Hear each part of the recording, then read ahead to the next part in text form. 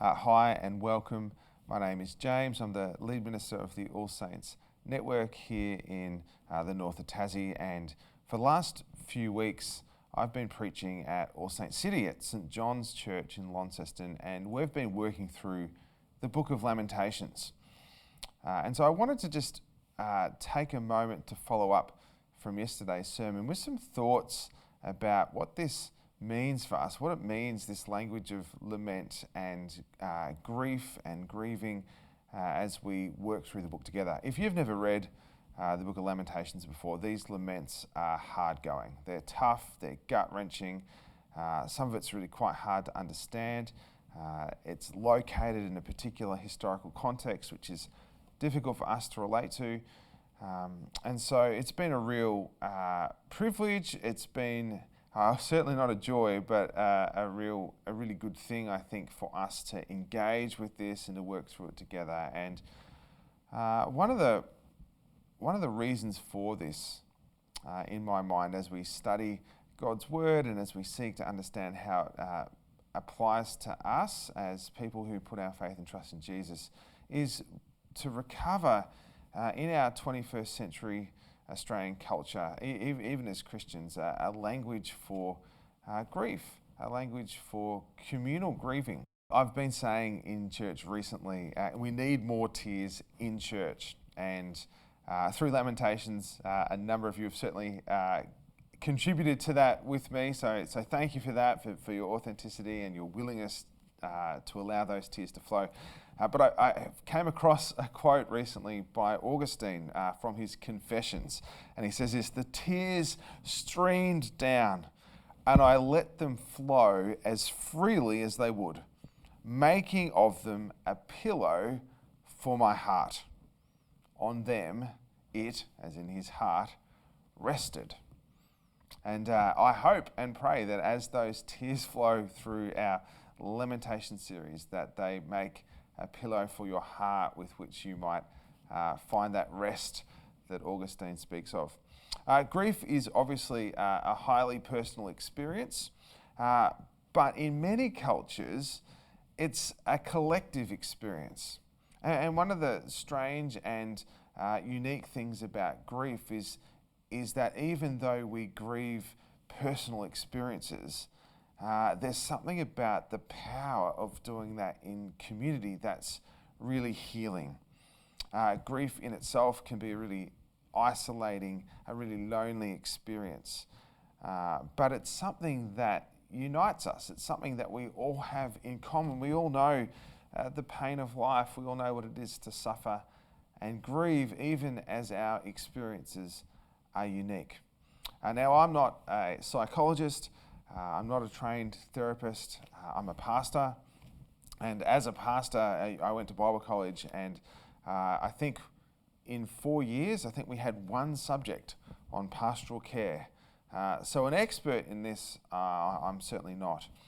But like many of you, I too have my share of experiences, both of personal grief, but also partly because of my role of coming alongside people who are grieving. Erin Coriel wrote this really interesting idea that how in the West we tend to place a timestamp on grief. That is, we recognise that something happens and we need to grieve, and there's this unwritten, unspoken rule that somehow we buy into, that we can grieve for a period, and then, you know what, that's enough.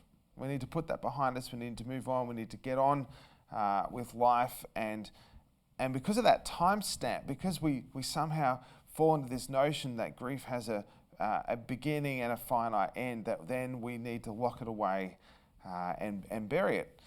Well, as we've been working through Lamentations, one of the things that has kept coming out to me is that if we're unable to grieve in community, it's nearly impossible for individuals to heal fully.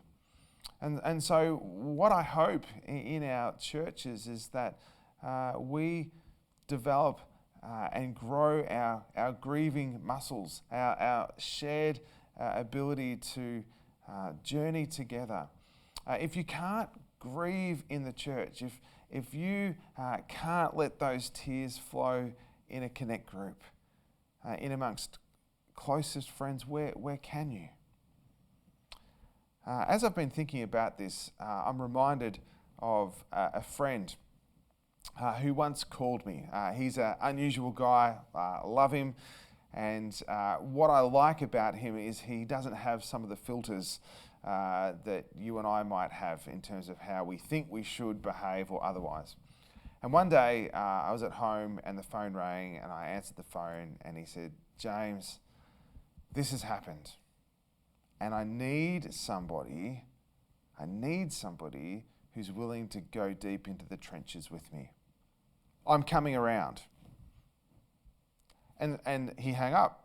And the next minute, he's in the car and he's driving around our place. Something had happened, something significant, and he needed to grieve. And he needed to do it knowing that he had someone in his corner, someone who was willing to go with him into the trenches. I love that phrase. It's a great phrase because so often, and even the Bible uses the word and the imagery of the pit, going into the pit and the darkest of holes.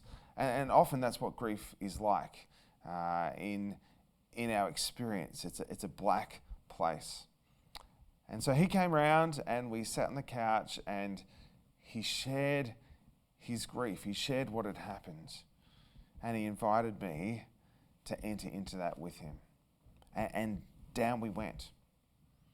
And as I think about that experience and how that's shaped me and even how I approach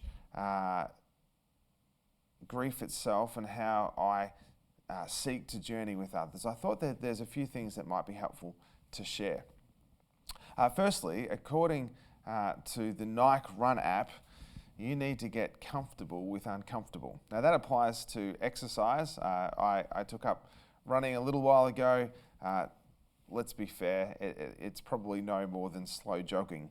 But I had this app to get me off the couch and out the door. And while I was working up to my first kilometre or two, the coach in the app would always say you need to get comfortable with uncomfortable. It's a great phrase. I'm sure it's a great coaching technique. But it's so true when it comes to entering into and journeying alongside people who are experiencing great grief and suffering. So often we see people who are suffering or going through hard times and we're paralyzed. We don't know what to do. We feel uncomfortable. And friends, it is uncomfortable. Grief is a painful thing. It's not easy. There's no easy way to do it. But part of journeying alongside one another is being willing to become uncomfortable. To say, I see you in your discomfort and I will be uncomfortable so that we together might share that. Numerous people who speak on grief and suffering and how to journey alongside people will all report from their own experience that people who come alongside others well are people who are quick to say there's no quick fix. People who are quick to say that I don't have the right thing to say. So often though we're terrified of saying the wrong thing that we don't say anything. We don't even allow ourselves to be present.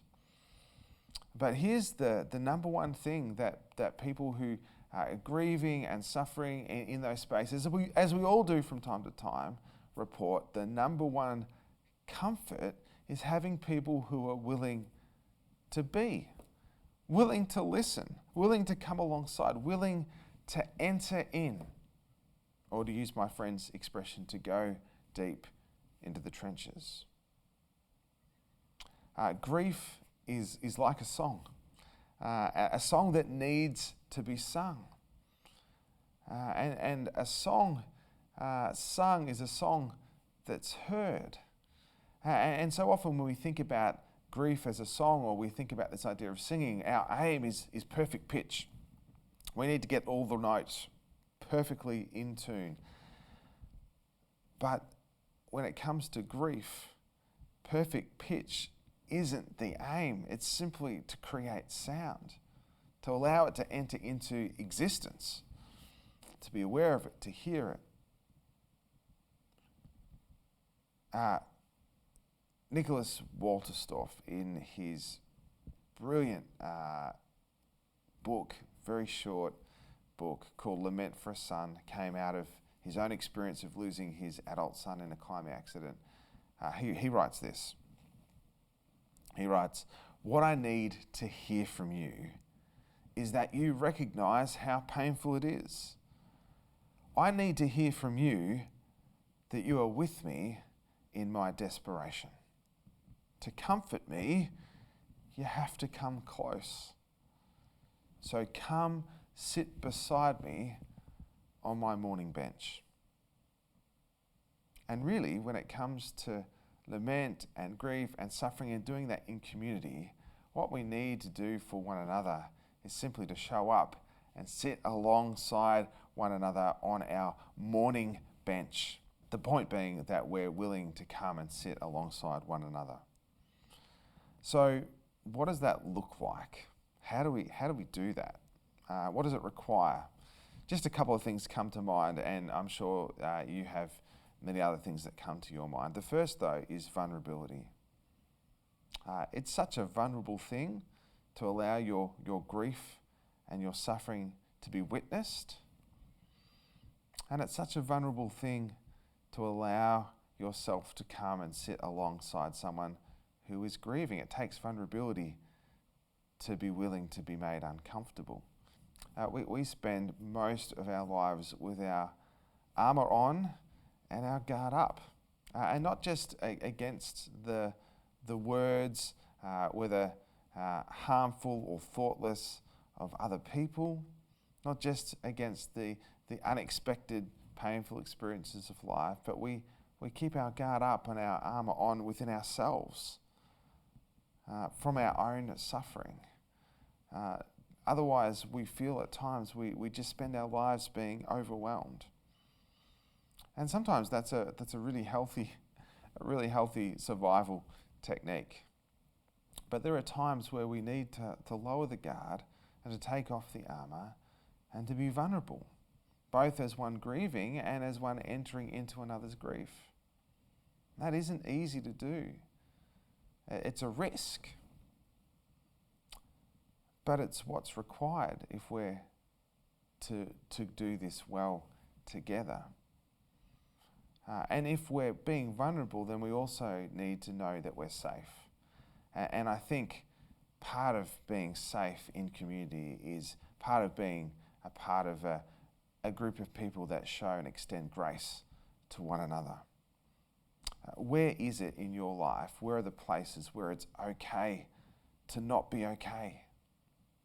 I hope it's the church. I hope it's your connect group. I hope you've got that special group of people where you know it's okay to not be okay because you're not okay and I'm not okay, and that's okay. And our great hope as believers who trust in Jesus is that he takes the broken things, the broken hearts, the broken lives, the broken people that we are, and in his grace, out of his great love, redeems us and makes something beautiful out of that. And of course, that's a journey, that's a process, but we need to know that it's okay to not be okay. And in order for that to take place, in order for that level of vulnerability to be expressed and entered into, we need to be showing grace to one another.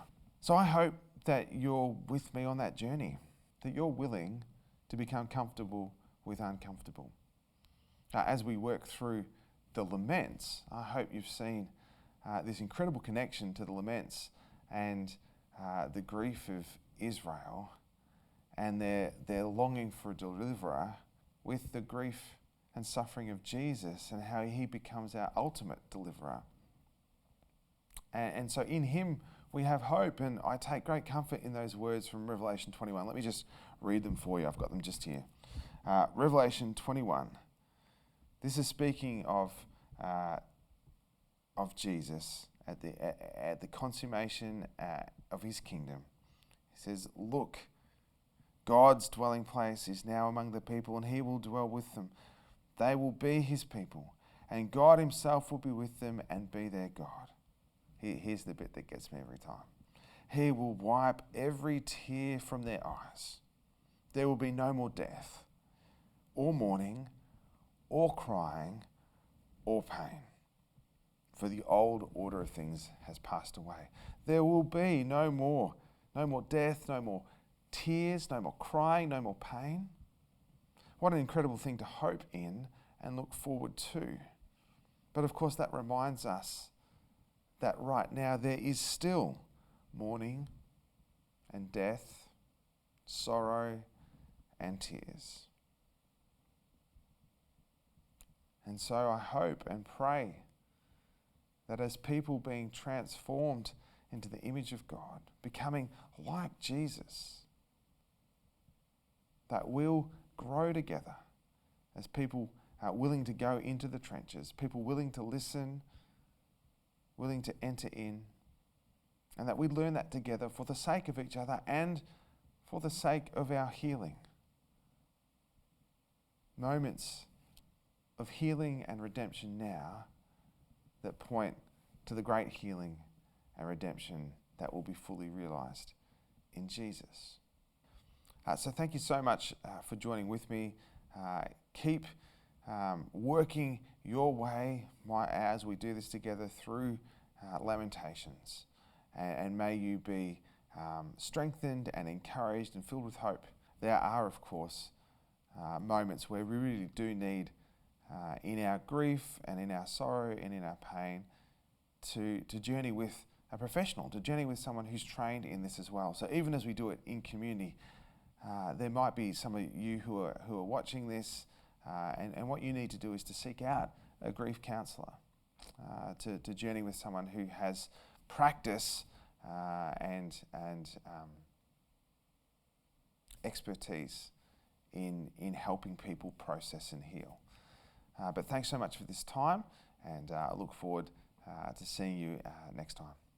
See you later.